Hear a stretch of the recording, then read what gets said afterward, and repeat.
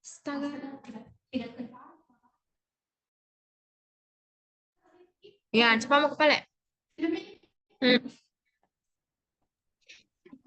Baik, Assalamualaikum warahmatullahi wabarakatuh.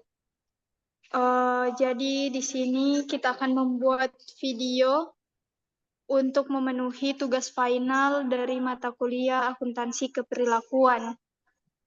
Nah, di sini kita akan membahas materi tentang aspek keperilakuan pada akuntansi pertanggungjawaban. Sebelum itu, perkenalkan, nama saya Aziza Tempunu. Saya akan bertanggung jawab sebagai moderator pada hari ini.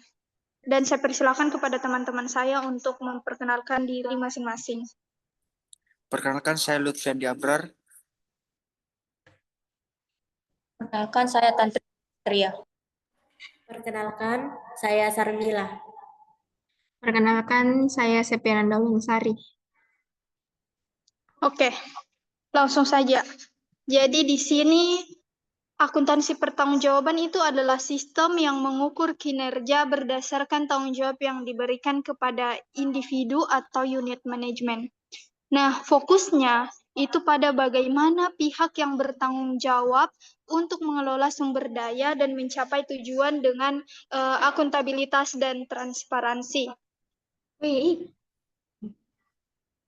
Ada beberapa aspek keperilakuan yang perlu kita perhatikan. Yang pertama itu pengambilan keputusan manajerial, yang kedua akuntabilitas dan transparansi, dan yang ketiga itu perilaku etis. Jadi bagaimana manajer itu harus bertindak berdasarkan prinsip etika, terutama dalam mengelola sumber daya organisasi atau publik.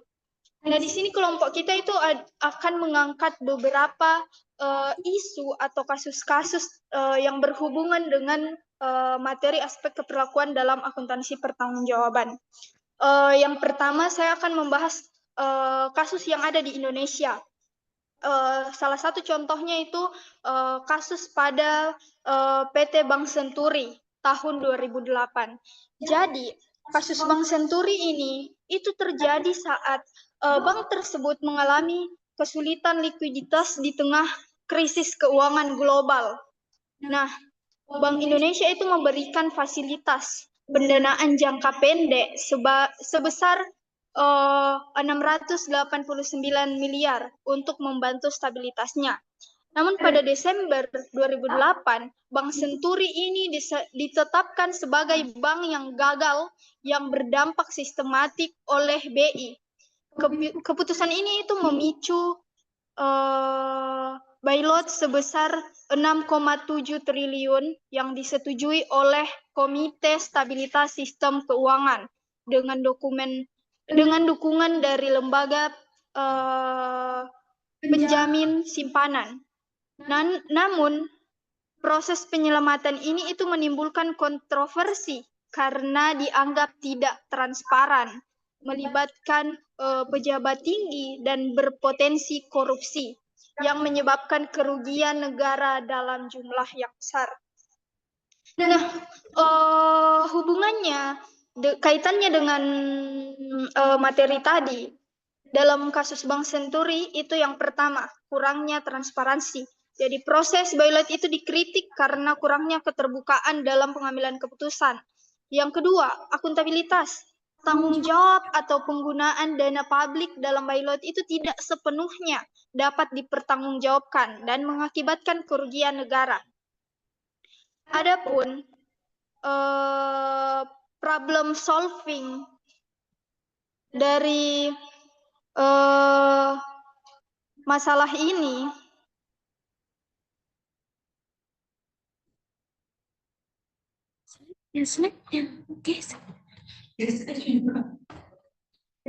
jadi penyelesaian kasus untuk Bank Senturi ini itu memerlukan beberapa langkah penting seperti transparansi dan akuntabilitas itu harus ditegakkan dalam setiap pengambilan keputusan, terutama terkait bailout yang tadi. Nah, kemudian ada kasus kedua, kasus di dunia yang tentang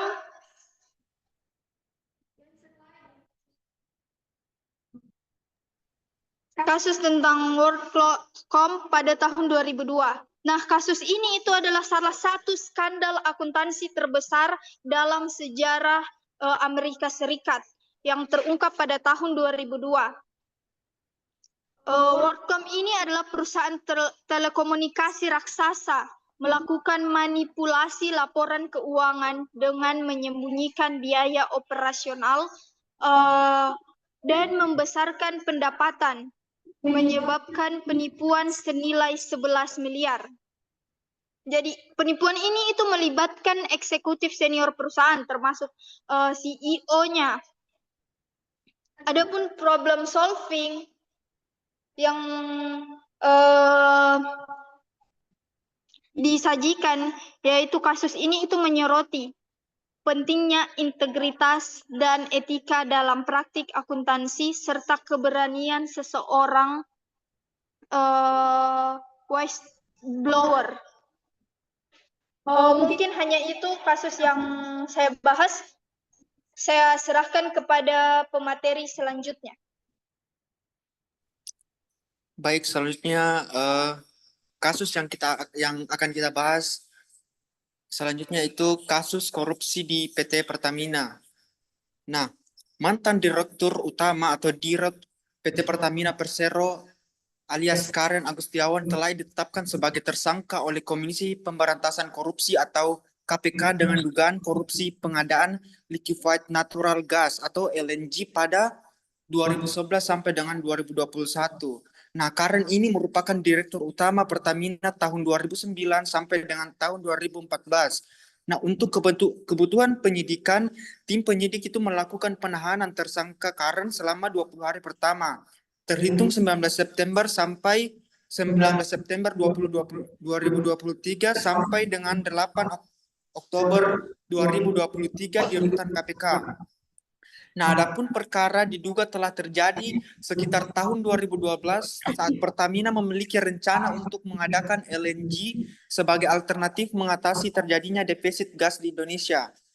Nah, perkiraan gas akan terjadi di Indonesia pada kurun waktu 2009 hingga 2040 sehingga diperlukan pengadaan LNG untuk memenuhi kebutuhan PT PLN Persero, industri pupuk dan industri petrokimia lainnya di Indonesia. Nah, Karen kemudian mengeluarkan kebijakan untuk menjalin kerjasama dengan beberapa produsen dan pemasok LNG yang ada di luar negeri, diantaranya kayak CL atau Corpus Christi Liquefaction dan LC di Amerika.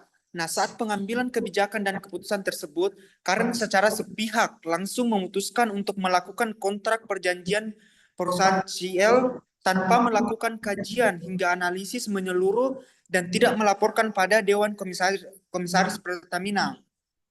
Nah, selain itu, pelaporan untuk menjadi bahasan di lingkup Rapat Utama Pemegang Saham atau RUPS, dalam hal ini pemerintah tidak dilakukan sama sekali sehingga tindakan Karen tidak mendapatkan restu dan persetujuan dari pemerintah saat itu. Dalam perjalanannya, seluruh kargo LNG milik PT Pertamina Persero yang dibeli dari perusahaan CL Amerika Serikat menjadi tidak terserap di pasar domestik yang berakibat kargo LNG menjadi kelebihan suplai dan tidak masuk ke wilayah Indonesia. Nah, hal itu kemudian membuat Pertamina harus jual rugi kargo LNG tersebut di pasar internasional. Nah, bagaimana sih hubungannya dengan aspek keperluan pada akuntansi pertanggungjawaban? Nah, kasus dugaan korupsi yang melibatkan mantan Dirut Pertamina Karen Agustiawan memiliki keterkaitan dengan aspek keperlakuan dalam akuntansi pertanggungjawaban.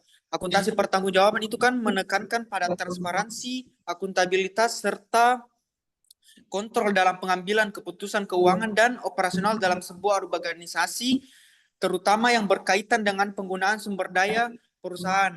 Nah, dalam kasus ini, Karen mengambil keputusan strategis dalam pengadaan LNG tanpa melalui proses yang semestinya, seperti melakukan kajian mendalam, mendapatkan persetujuan dari Dewan Komisaris, serta melaporkan kepada Rapat Umum Pemegang Saham atau RUPS dan pemerintah. Nah, bagaimana sih problem solving untuk mengatasi masalah tersebut. Nah, untuk mengatasi permasalahan seperti yang terjadi dalam kasus dugaan korupsi pengadaan LNG di Pertamina, itu diperlukan berbagai langkah strategis yang berfokus pada penguatan sistem akuntansi pertanggungjawaban dan tata kelola perusahaan. Pertama itu penguatan sistem pengendalian internal harus dilakukan dengan memastikan setiap keputusan strategis terutama yang berdampak besar pada keuntungan perusahaan melalui kajian menyeluruh, analisis risiko serta persetujuan dari Dewan Komisaris dan Rapat Umum Pemegang Saham atau RUPS. Terus kasus yang kedua yaitu kasus penipuan akuntansi di Lehman Brothers tahun 2008. Nah, pada Desember 2010, firma akuntansi atau Ernst & Young disingkat EY dituduh oleh Jaksa Agung di New York membantu Lehman Brothers itu menyembunyikan masalah keuangan mereka sebelum kebangkrutan pada 2008. Nah, tuduhan ini berfokus pada penggunaan praktik akuntansi yang disebut Repo 105, di mana Lehman itu mengklasifikasikan transaksi pinjaman jangka pendek sebagai penjualan untuk sementara mengurangi kewajiban di neraca mereka, sehingga memberikan gambaran keuangan yang lebih sehat daripada realitasnya. Nah, bagaimana sih hubungannya dengan materi aspek keperlakuan pada akuntansi pertanggungjawaban? Nah, kasus yang melibatkan Ernst & Young dalam skandal Lehman Brothers memiliki keterkaitan erat dengan aspek keperlakuan dalam akuntansi pertanggungjawaban, terutama dalam hal transparansi, etika profesional, dan akuntabilitas auditor. Dalam konteks akuntansi pertanggungjawaban, auditor itu memiliki peran krusial dalam memastikan bahwa laporan keuangan mencerminkan kondisi sebenarnya dari suatu perusahaan.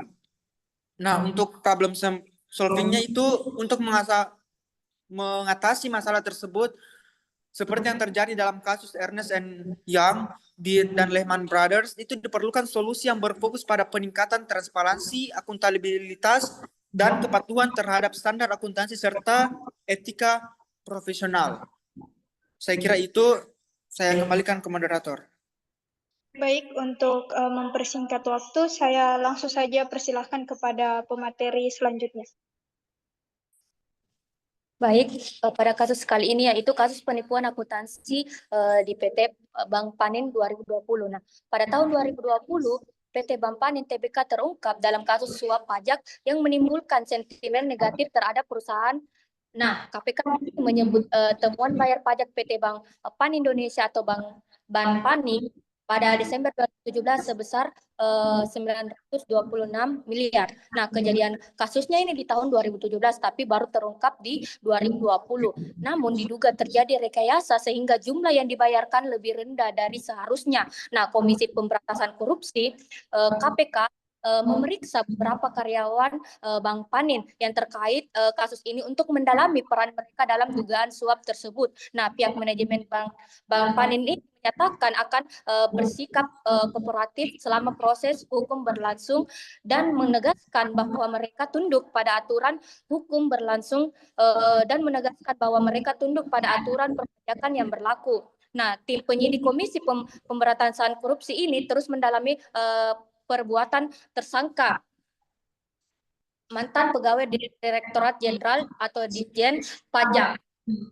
Pada ini terdapat aspek keperlakuan dalam akuntansi pertanggungjawaban di mana sangat penting untuk dipahami karena perilaku manusia seringkali menentukan keberhasilan sistem tersebut. Nah, sistem yang memperhatikan faktor manusia secara mendalam akan lebih efektif dalam mendorong organisasi secara keseluruhan. Nah, problem solving untuk kasus ini memerlukan langkah-langkah komprehensif. Nah, secara jangka pendek, perusahaan perlu menunjukkan transparansi dengan melakukan audit independen terhadap laporan keuangannya, bekerja sama dengan pihak berwenang seperti KPK dan menindak tegas pihak internal yang terlibat. Namun dalam jangka panjang, perusahaan perlu memperbaiki tata kelola internalnya dengan memperkenalkan mekanisme pengawasan yang lebih ketat. Nah, kasus yang kedua, yang kasus dunia itu terdapat pada kasus penipuan akuntansi di Toshiba 2015. Nah, pada hari Rabu Toshiba mengakhiri sejarahnya selama 74 tahun, sehingga perusahaan yang tercatat setelah konsorsium yang dipimpin oleh Japan Industrial Partners atau JIP menjadikan perusahaan tersebut sebagai perusahaan tertutup. Nah, pembelian ini diharapkan dapat mengakhiri sejarah dalam konglomerat Jepang tersebut. Nah, berikut ini kronologinya Toshiba sejak 2015. Nah, pada tahun 2015, Toshiba mengungkapkan kecurangan akuntansi di berbagai divisi yang melibatkan manajemen puncak perusahaan melebih-lebihkan laba sebelum pajak sebesar 230 miliar yen atau setara 1,5 miliar US dollar selama 7 tahun. Nah, investigasi internal dan eksternal mengungkapkan bahwa Toshiba telah melakukan manipulasi laporan keuangan mulai dari 2008 sampai 2014 dengan keuntungan yang dimanipulasi mencapai 151,8 miliar yen atau sekitar 1,2 miliar US dollar pada saat itu. Nah, pada kasus kecurangan akuntansi di PT Toshiba tahun 2015, aspek keperlakuan dalam akuntansi pertanggungjawaban di sini terlihat dari bagaimana tekanan besar dari manajemen puncak mempengaruhi perilaku individu dan kelompok dalam organisasi. Manajemen menetapkan target keuntungan yang sangat ambisius tanpa mempertimbangkan kondisi pasar dan kapasitas operasional perusahaan. Nah, budaya organisasi Toshiba yang hierarkis dan otoriter memperburuk situasi. Nah, problem solving pada kasus kecurangan akuntansi di PT Toshiba tahun 2015 ini, langkah pertama adalah mengganti manajemen yang terlibat dan membangun tata kelola perusahaan yang lebih sehat, termasuk memperkuat sistem pengawasan internal dan memastikan bahwa target yang ditetapkan realistis. Nah, selanjutnya perlu mengubah budaya organisasi menjadi lebih inklusif dan transparan, memberikan ruang bagi karyawan untuk menyampaikan kekhawatiran mereka tanpa takut dan konsekuensi negatif. Baik, itu saja yang dapat saya sampaikan. Saya kembalikan ke moderator. Baik, terima kasih. Saya persilakan kepada Saudari Sarmila. Baik, di sini saya akan menjelaskan mengenai studi kasus PT Excel Axiata.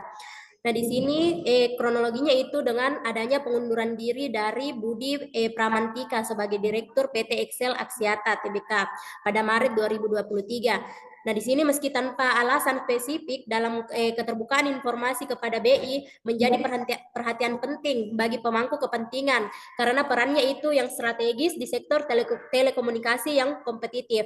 Keputusan ini juga memicu spekulasi terkait dinamika internal perusahaan dan berpotensi mempengaruhi strategi seperti pengembangan teknologi 5G dan layanan digital lainnya, serta kepercayaan investor. Perubahan manajemen ini juga dapat berdampak langsung pada kebijakan perusahaan dan tidak langsung pada stabilitas pasar saham. Di sini mencerminkan sensitivitas pasar terhadap perubahan di tingkat kepemimpinan perusahaan terbuka. Nah, di sini kasus pengunduran diri dari Budi Pramantika sebagai Direktur PT Excel Axiata itu bisa dikaitkan dengan aspek keperilakuan dalam akuntansi pertanggungjawaban, di mana mencakup tanggung jawab manajerial, dinamika keputusan, dan pengaruh terhadap kinerja organisasi.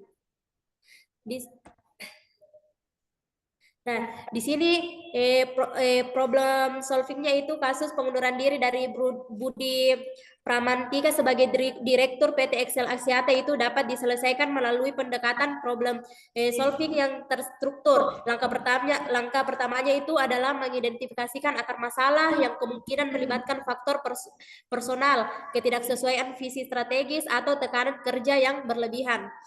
Selanjutnya itu analisis keperilakuan untuk mengevaluasi dinamika internal perusahaan, termasuk sistem pengukuran kinerja dan hubungan kerja di antara manajemen. Di sini kasus kedua.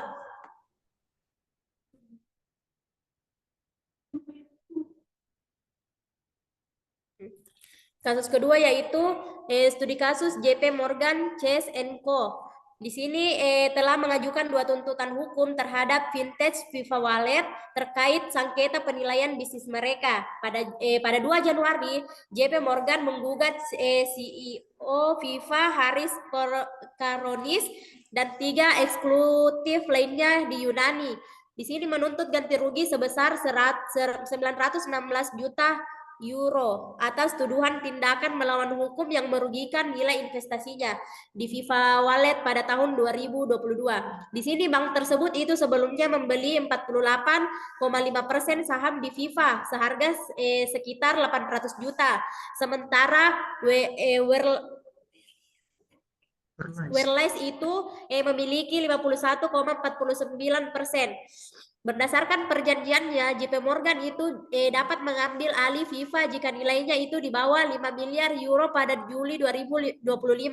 Selain itu, JP Morgan juga itu menggugat Wherless di Inggris atas pelanggaran perjanjian pemegang saham yang dituding menyebabkan FIFA mengabaikan kewajibannya untuk meminta persetujuan sebelum melakukan tindakan bisnis besar. Sengketa ini menambah ketegangan hukum antara kedua belah pihak terkait penilaian dan pengelolaan bisnis FIFA Wallet. Di sini keterkaitannya antara aspek keperlakuan dalam akuntansi pertanggungjawaban itu yang pertama ada dalam konteks manajemen konflik kepentingan, transparansi, dan pengambilan keputusan strategis oleh para pemangku kepentingan. Akuntansi pertanggungjawaban itu tidak hanya berfokus pada pelaporan keuangan, tapi juga melibatkan perilaku manajerial yang mempengaruhi alokasi sumber daya dan pencapaian tujuan organisasi. Nah, di dalam kasus JP Morgan ini, tuduhan tindakan melawan hukum oleh eksekutif FIFA dan klaim bahwa JP Morgan itu berusaha merendahkan nilai FIFA menunjukkan adanya potensi pelanggaran prinsip pertanggungjawaban dan etika bisnis. Dari sini, penyelesaian kasus antara JP Morgan dan FIFA Wallet itu bisa dimulai dengan audit independen untuk menilai bisnis secara objektif. Dilanjutkan mediasi guna mencapai kesepakatan tanpa memperburuk hubungan. Perbaikan tata kelola perusahaan juga dan penerapan akuntansi pertanggungjawaban diperlukan untuk memastikan transparansi dan mencegah konflik serupa. Jika mediasi gagal, penyelesaian hukum menjadi aspek terakhir untuk mengklarifikasi hak dan kewajiban sesuai perjanjian. Mungkin itu saja, saya kembalikan ke moderator. Baik, terima kasih. Langsung saja kita beralih ke pemateri terakhir. Saya persilahkan. Baik, terima kasih atas kesempatannya. Di sini saya akan menjelaskan tentang kasus korupsi PT Pertamina Hulu Energi yang terjadi pada tahun 2020. Karen Agustiawan sebagai mantan Direktur Utama PT Pertamina divonis 8 tahun penjara oleh Pengadilan Tipikor Jakarta pada 2019 atas dasar dugaan korupsi investasi blok Basker Mantagami atau BMG di Australia tahun 2009 yang merugikan negara sebesar 568 miliar. Karen dinilai mengabaikan prosedur investasi, tidak melakukan analisis risiko, dan menandatangani perjanjian tanpa persetujuan komisaris serta bagian legal. Namun, Mahkamah Agung pada Maret 2020 membebaskannya dari tuntutan pidana melalui putusan Onslag van Rechtvervolging karena meskipun perbuatannya terbukti, tindakannya dinilai bukan tindakan pidana. Jaksa sebelumnya menuntut hukuman 15 tahun penjara dan uang pengganti sebesar 284 miliar, tetapi hakim memvonis lebih ringan karena tidak ada bukti Karen menerima keuntungan pribadi. Next. Pada kasus ini menekankan pentingnya tata kelola perusahaan yang baik dengan memperkuat mekanisme pengambilan keputusan dalam investasi strategis melalui kajian mendalam, analisis risiko komprehensif, dan persetujuan pihak berwenang seperti Dewan Komisaris dan bagian hukum. Perusahaan juga perlu menegakkan akuntabilitas dan transparansi melalui pengawasan internal yang ketat dan pelatihan bagi pemimpin terkait pengelolaan investasi sesuai aturan hukum. Untuk mencegah kasus serupa, pemerintah dapat memperketat regulasi tata kelola BUMN agar lebih mengedepankan prinsip kehati-hatian. Selanjutnya, untuk kasus korupsi dalam ranah internasional, yaitu korupsi Rolls-Royce Holdings PLC tahun 2017.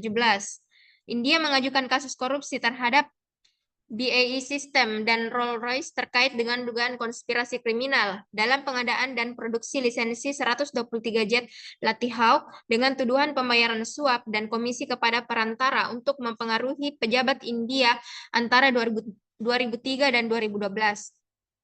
Kasus ini bermula dari investigasi CBI pada 2016 yang mengungkap pelanggaran aturan kontrak pertahanan dalam kesepakatan bernilai miliaran pound, termasuk transfer teknologi.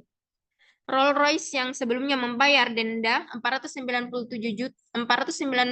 juta pound atas kasus serupa di berbagai negara, mengklaim telah bertransformasi menjadi perusahaan lebih etis dan bekerja sama dalam penyelidikan. Sementara BAE System menolak berkomentar.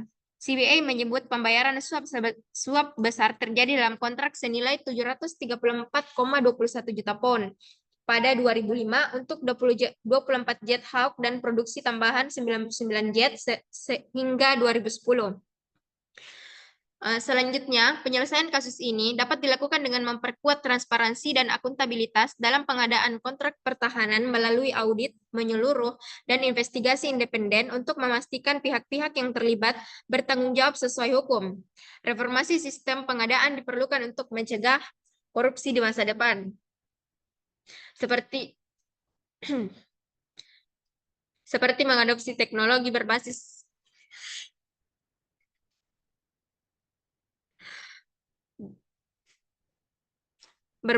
blockchain untuk mencatat proses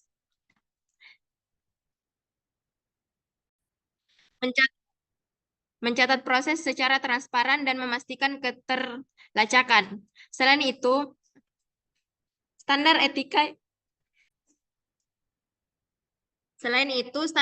yang lebih tinggi harus diterapkan pada perusahaan kontraktor, termasuk larangan tegas penggunaan perantara dalam memengaruhi keputusan. Mungkin itu saja, saya kembalikan kepada moderator. Baik, terima kasih. Jadi itulah tadi beberapa kasus yang ada di Indonesia dan yang ada di dunia begitu.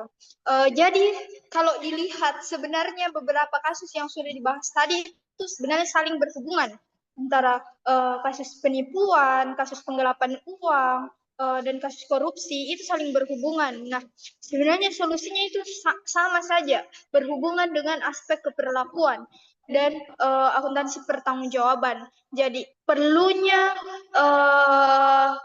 akuntabilitas dan transparansi terhadap perusahaan tersebut. Jadi keputusan manajer juga sangat-sangat berpengaruh dalam menghadapi kasus-kasus yang seperti itu. Mungkin hanya itu dari kelompok kami. Apabila ada salah-salah kata, mohon maaf. Sekian. Assalamualaikum warahmatullahi wabarakatuh. Waalaikumsalam Waalaikumsalam warahmatullahi wabarakatuh.